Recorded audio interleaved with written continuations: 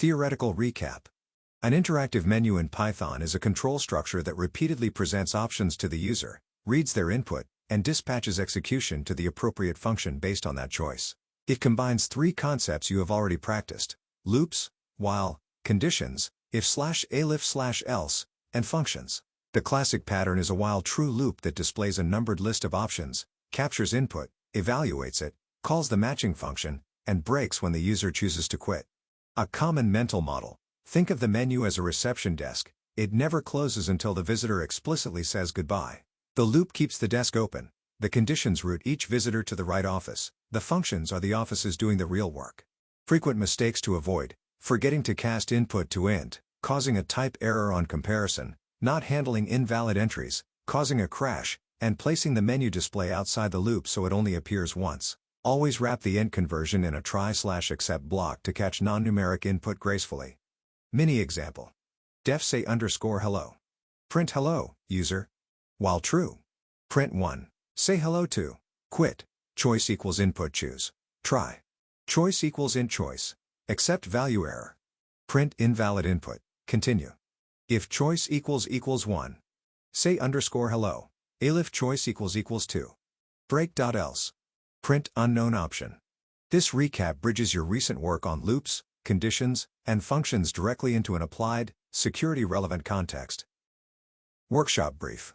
In this workshop you will build a standalone Python script called menu.py that presents an interactive text-based mini-menu allowing a user to choose from a set of simple network/security-oriented actions. The goal is to consolidate your mastery of while loops, conditional branching, function definitions, user input handling, and basic error management, all within a realistic DevSecOps workflow where small CLI utilities are constantly written and reused. The menu must offer at least 4 meaningful actions relevant to security automation.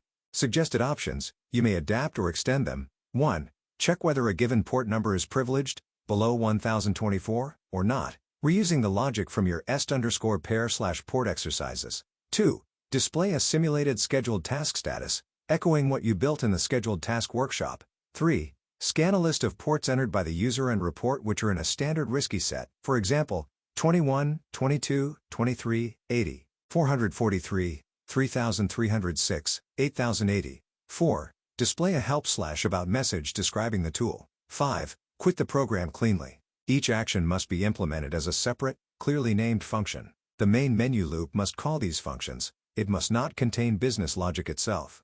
Your script must be executable from the command line with no arguments. Python menu.py.